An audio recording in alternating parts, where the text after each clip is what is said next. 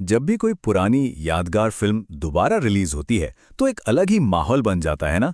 पर एक फिल्म ऐसी भी थी जिसकी वापसी किसी कामयाबी के लिए नहीं बल्कि एक बड़ी हैरान कर देने वाली नाकामी के लिए चर्चा में आई। जी हाँ, हम बात कर रहे हैं 2003 की कल्ट क्लासिक तेरे नाम की।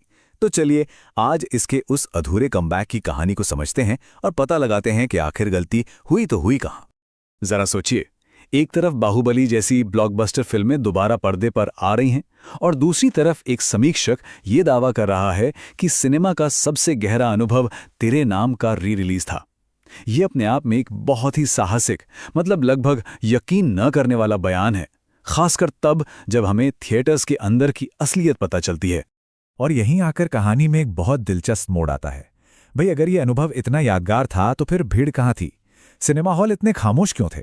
बस यही वो पहेली है जिसके इर्द गिर्द आज का हमारा ये पूरा विश्लेषण घूमने वाला है। तो चलिए सबसे पहले उन लॉजिस्टिकल गलतियों को समझते हैं जिन्होंने इस वापसी को शुरू होने से पहले ही एक तरह से नाकाम कर दिया था। पहली और शायद सबसे बड़ी गलती थी प्लानिंग।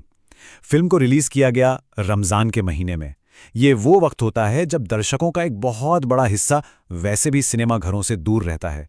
मतलब ये तो एक बहुत बड़ा मिसकैलकुलेशन था। और ऊपर से मार्केटिंग, अरे भाई, मार्केटिंग तो जैसे की ही नहीं गई, बिल्कुल ना के बराबर। एक ऐसी फिल्म जिसके लिए लोग आज भी दीवाने हैं, उसके प्रमोशन में इतनी कमी। ये सिर्फ एक भूल नहीं थी, ये तो उसकी लेगेसी का, उसकी विरासत का सीधा सीधा अपमान था। लेकिन देखिए, री रिलीज की नाकामी फिल्म की अपनी ताकत को कम नहीं करती। सच तो यह है कि तेरे नाम को अगर सही मायने में समझना है तो इसे एक नहीं बल्कि दो अलग अलग फिल्मों की तरह देखना होगा।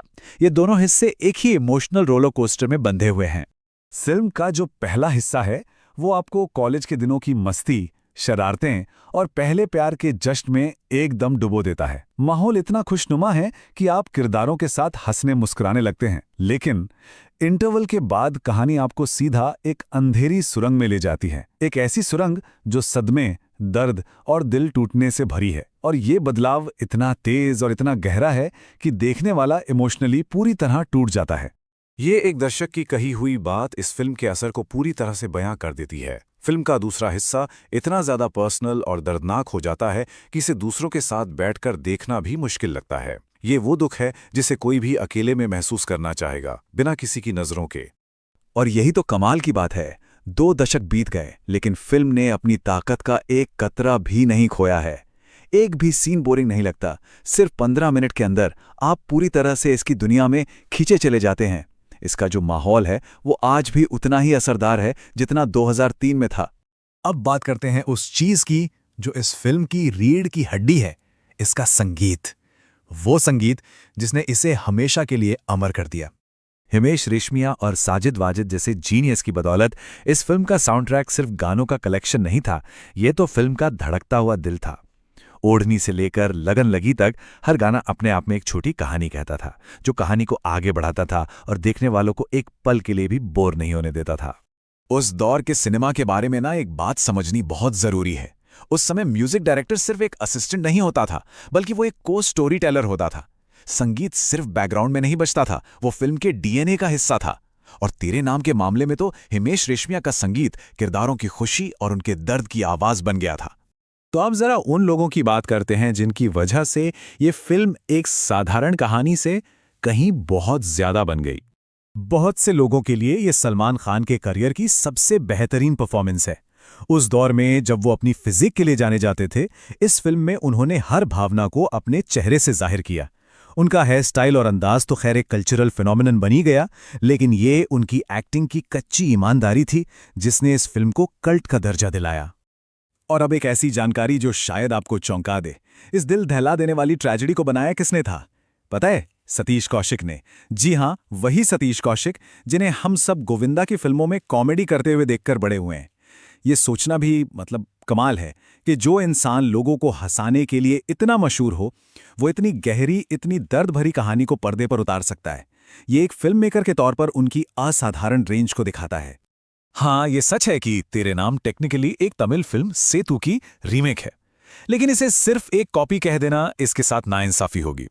ये सतीश कौशिक का बेहतरीन डायरेक्शन और सलमान खान की जबरदस्त एक्टिंग ही थी जिसने इस कहानी को एक नया आयाम दिया। और एक ऐसी फिल्म बनाई जो कई लोगों के लिए ओरिजिनल से भी आगे निकल गई। तो आज ये फिल्म हमें क्या बताती है? इसकी स्थायी विरासत क्या है और 2 दशक बाद भी ये लोगों के दिलों में क्यों बसी हुई है? ये लाइन सब कुछ कह देती है। आज के दौर की जो मीठी मीठी लव स्टोरीज हैं, उनके बीच तेरे नाम अपनी क्रूर ईमानदारी की वजह से अलग खड़ी है। ये आपको तसल्ली नहीं देती, ये आपको तोड़ देती है। ये एक याद दिलाती है कि महान प्रेम कहानियां हमेशा खूबसूरत नहीं होती, कभी-कभी वे पूरी तरह से तबाह कर देने वाली भी होती हैं, और यही कच्चापन इसे टाइमलेस बनाता है। एक समीक्षक का तो यहां तक दावा है कि अगर सलमान खान आज की फिल्मों में तेरे नाम वाली मेहनत का सिर्फ 50% भी लगा दें तो उनकी हर फिल्म सुपरहिट होने की गारंटी है। तेरे नाम एक बहुत ही शक्तिशाली बेंचमार्क की तरह काम करती है। ये हमें उस एक्टर की याद दिलाती है जो अपने किरदार में पूरी तरह से डूब जाता था। ये उनकी एक्टिंग का वो पैमाना बन गया है जिससे उनकी बाद की परफॉर्मेंस को मापा जाता है। एक ऐसी शिद्दत जिसे कई फैंस दोबारा पर्दे पर देखने के लिए तरसते हैं। तो बस हम इसी सवाल के साथ इस चर्चा को यहीं रोकते हैं। क्या आज का सिनेमा ऐसी रॉ, ऐसी सच्ची और इमोशनल कहानियों को उस तरह अपना सकता है जैसे तेरे नाम ने किया था? या फिर अब इन कहानियों की जगह सिर्फ सपनों वाली अच्छी अच्छी लगने वाली दुनिया ने ले ली है? ये एक बड़ा सवाल है, इस पर जरूर सोचिएगा।